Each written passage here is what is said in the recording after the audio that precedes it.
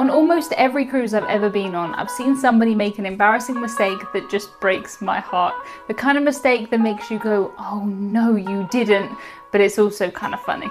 I've been cruising since I was a child and I've made my fair share of embarrassing mistakes.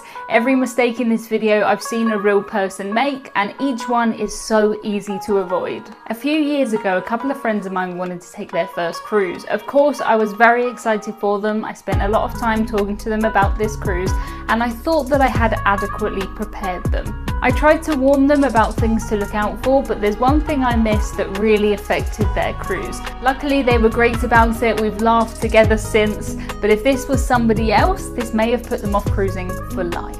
My friends didn't tell me about this mistake until they got back from their cruise. If they had told me or told anybody, it could have been fixed almost instantly. When my friends got back from the cruise, they were telling me about embarkation day, about how easy it was to find their cabin. I think they had a balcony cabin, but this mistake could happen anywhere.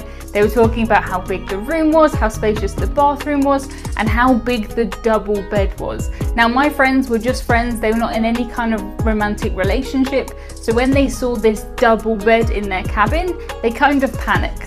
I'm not too sure why the bed would have been defaulted to a double in this situation. Usually if you have the same last name, then it will be assumed that you're a couple and the bed will be together. If I'm taking a cruise with my brother, we have the same surname, so the bed often comes as a double, but that's not a problem because I know that the beds do convert. You can either have a double or two twins. My friends didn't know that the beds converted, so they ended up sharing a bed for the entire week and just assumed that they had kind of bought the wrong room.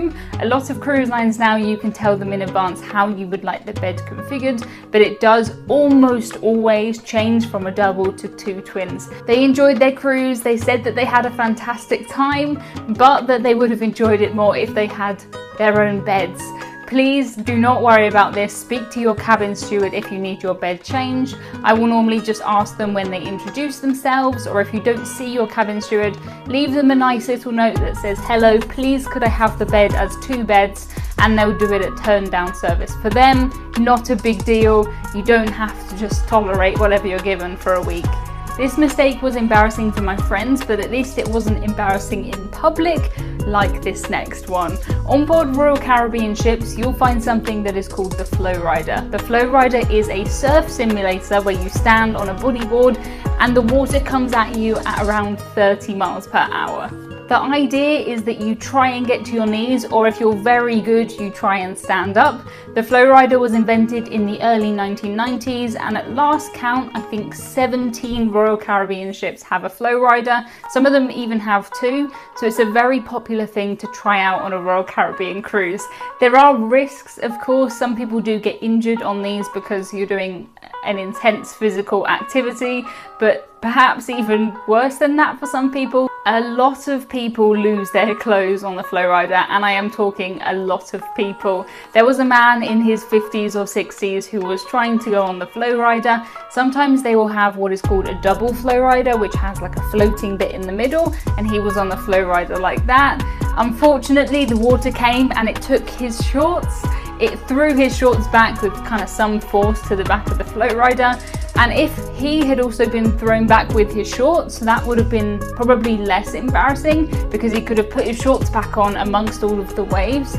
But that didn't happen. His shorts flew to the back and he kind of just kept rolling in the middle where everybody could see him. The person who was working on the Flow Rider had to go up to him and kind of protect him with the bodyboard on the front so that nobody could see, but people could still see from behind, and trying to get his shorts back, that is not easy.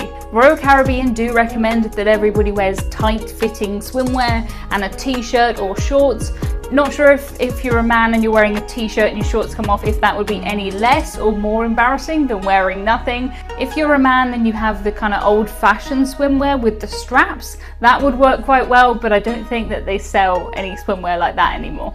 When I went on the Flow Rider, I managed to successfully get to my knees, and I was very, very proud of that. It was incredibly cold when I went on board. We were cruising in the English Channel in October, which is part of the reason why I gave it a go. I didn't want everybody looking at me, and because it was so cold, barely anybody braved it. My friend Harry did brave the Flow Rider with me, and this is what he looked like. So this is how cold it was. I wasn't risking any wardrobe malfunctions, so I wore a swimming costume, shorts and a t-shirt. Lots of women lose their tops, lose their bottom on the Flowrider, and I was not having that happen to me. Your Britishism of the week is a swimming costume. This is what we call a swimming costume here in the UK. In the US and the rest of the world, I think you guys just call it a swimsuit, but I think a costume is more exciting than a suit. Swimming costume is sometimes shortened to a cozy, which is quite cute, I think. I don't think I've ever said that though. This is a swimming costume. If you've had a successful or maybe embarrassing time on the Flowrider, the next thing that you're going to want to do is probably head to dinner or lunch. You may think that embarrassing things don't happen at dinner or lunch, but they do. In the main dining room, I saw a guest make a mistake, which if you've cruised before, you will know instantly why this is a mistake. If you haven't cruised, I think this is a perfectly fair mistake to make. Nobody tells you about this. They really should. Just to be clear, I don't blame these people for making this mistake. It is never explained to you, but by explaining it in this video, I hope that I can stop other people from making this same mistake. It's just unnecessarily embarrassing. A table a few tables away from me were eating. I think it was dinner from memory, but you could make this mistake anytime. And when they were finished with their meal, they called over their waitress. Now the waitresses are pretty used to this. Sometimes people want tea and coffee after their meal. Maybe they want another dessert.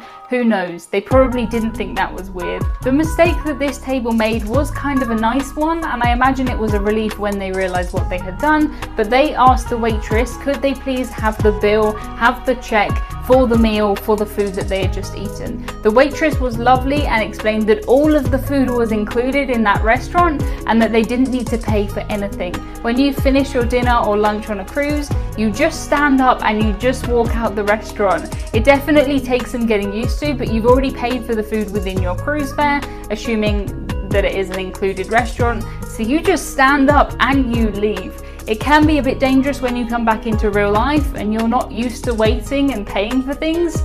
I'm sure somebody has just walked out of a restaurant before because they forgot, but on a cruise, do not worry, you can just leave. It is always so important to research what's included in the cruise fare before you go. I took a friend of mine on her first cruise and I took her to the buffet and told her that she could eat anything in here, anytime, for free, as much as she wanted, and it blew her mind. I've also had friends though that have only eaten in the buffet because they thought all the restaurants cost extra, so make sure you research what is included. You've paid for your cruise, so make the most out of what you've paid for. Watch this video next to find out why I get so frustrated with people who make this mistake.